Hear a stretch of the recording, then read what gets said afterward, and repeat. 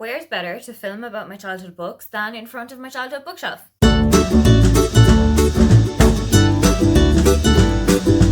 Hi, welcome, come on in. My name is Aoife and today I am going to take the childhood book tag.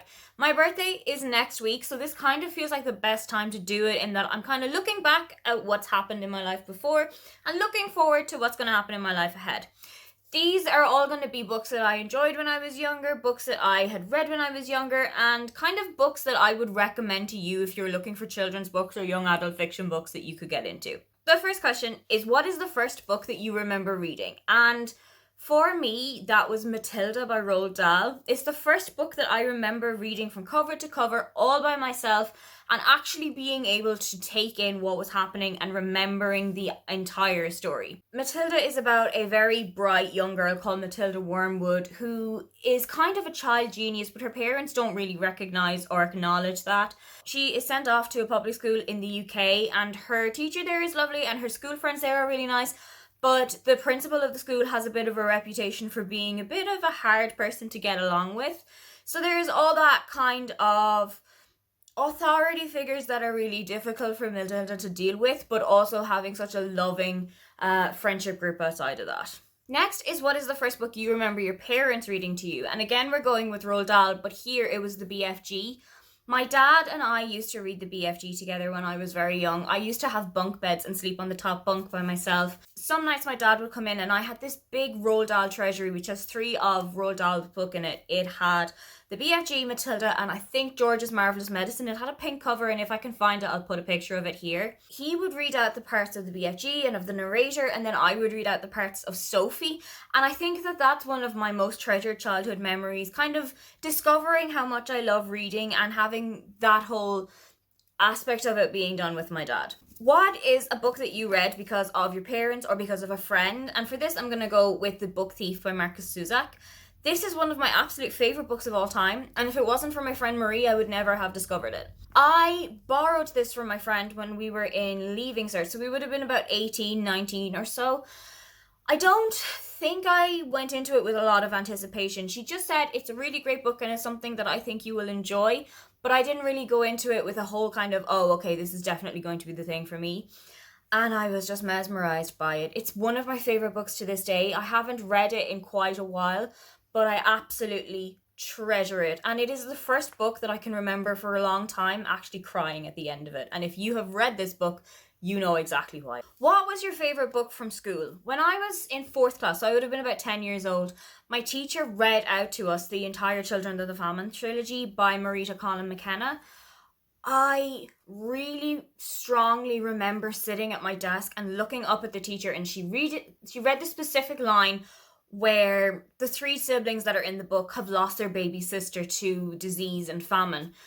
And I will always kind of remember every time that I read that line, and I've read the book about twice since I've actually read it the first time, but every time I go back and read that line, it just instantly brings me back to that time in my life. As well as that, back when I was younger, I was really interested in Irish history and in the history of the famine. And it was so good to see people who were my age and what their lives would have been like at the time put into a kind of a fictional story as something that I could enjoy rather than reading about it and learning it rote from a history school book. What was your favourite book in elementary school or primary school? And again, we're going to go with the one that I just mentioned above. I don't think that there is any book that I read while I was in primary school, either in or outside of school, that would come anywhere close to Under the Hawthorn Tree. What was your favourite book in high school? So for Leaving Cert, we did quite a few different books because you do not only single text, but you also do a kind of a comparative study. And one of my favourite books that I read was actually one of the books that we studied for the comparative, which was the play Dancing at Lunasa by Brian Friel.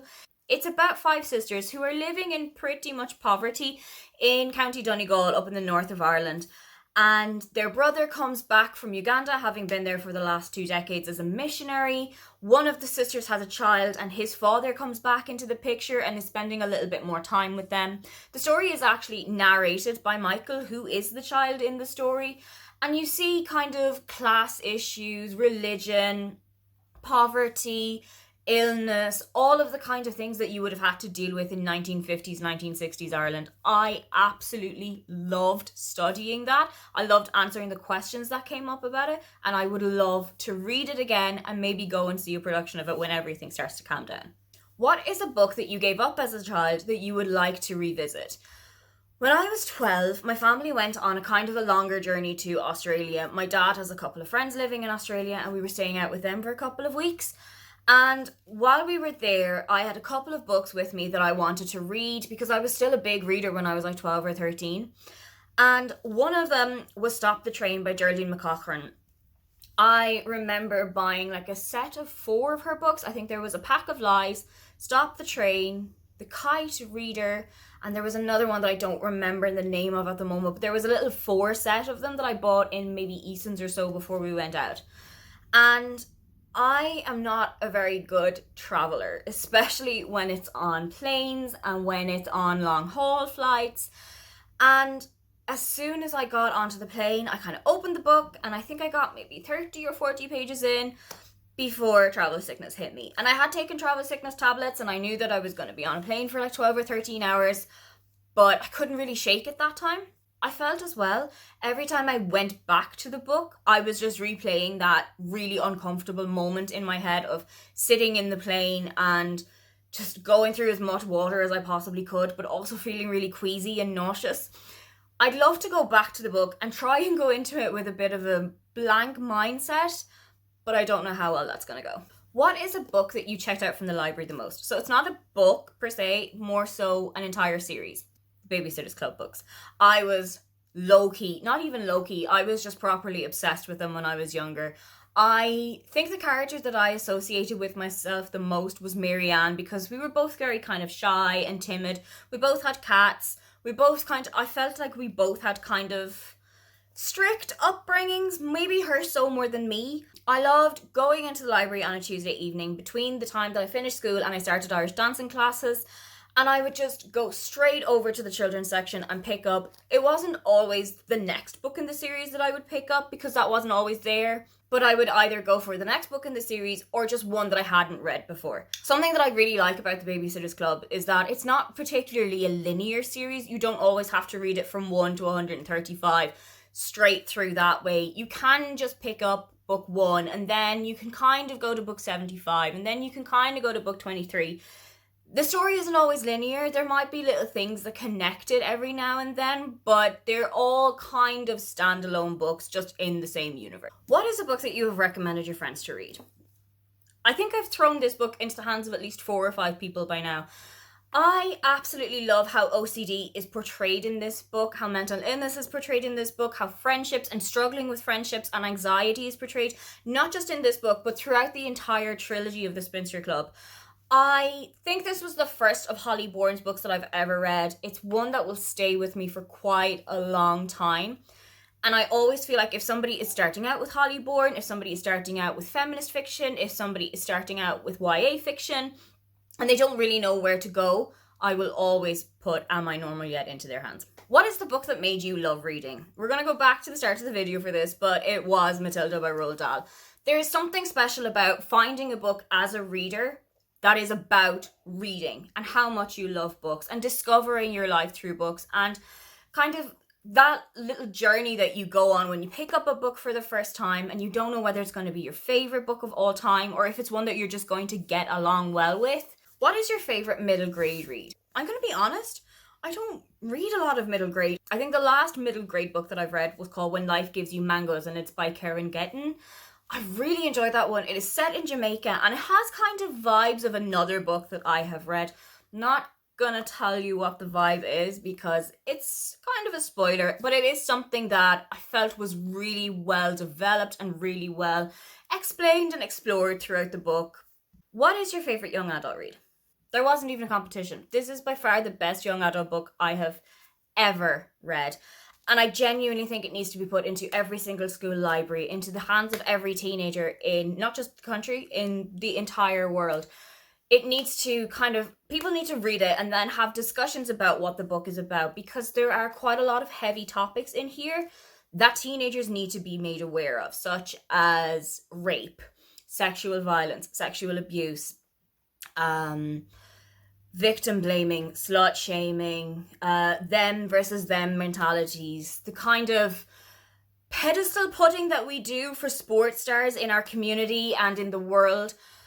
I feel like there is so much that you can develop in this book. I genuinely think it needs to be put on the curriculum of not just the Leaving Cert, but as many exams as you can think of, because there are so many topics that you can discuss through this, but also it's the best way that students are going to get to read it. What was the first long series that you read as a child? Outside of the Babysitter's Club, which has about 130 books so far, another really long book series that I had read when I was younger was The Princess Diaries by Meg Cabot. I've actually got the entire 10 books behind me here. I went back and read them all in about 2016 or 17 or so, just to see how do I get on with them as an adult. Do I still love them as much as I did? Turns out, yeah, I do. And there is, again, so much that you can talk about between friendships, young love, first love, parental relationships, familial relationships, and kind of duty that you have to your country, to your family, to your school life. There's so much that you can discuss throughout those books, and I genuinely feel like we deserve an entire Netflix series of Mia taking princess lessons with her grandmother, discovering herself as a teenager, her friendships. I am still salty that Tina Hakim-Baba was not put into the film adaptations, and I would absolutely love to see if Tina is a writer like 10 years after the series has ended. I would love to see if Tina Hakim-Baba is like one of the biggest NY best-selling authors of the moment. The final question is, how obsessed with the Scholastic book fairs were you as a child? And to be honest, I wasn't obsessed with them for the simple reason that we didn't have them. I only can remember one school book fair in my entire time in school, between primary and secondary school. I can only remember one time where we were brought into the sports hall in primary school. I think I was either in senior infants, so 6, or first class, so I would have been 7. But we were brought in and there was kind of like a mobile book club that was brought in. All of our bookshelves had been taken out of the classrooms, and the books that the company had brought with them were put on the shelves instead, and you could kind of browse through them. And I still remember the book that I bought. It had a red cover and it was called Lily the Lost Puppy. And it was about a dog called Lily who had gotten lost. I think her owners had moved and forgotten to bring her, or had moved and she hadn't gotten used to the area and didn't know how to get home. That book is probably still floating around in the house somewhere. I'm going to try and go see if I can find it. That was my take on the childhood book tag. Have you ever taken this tag? Because if not, tag, you are it. Don't forget to like and subscribe because I have new videos up every week. Now, get on out of here.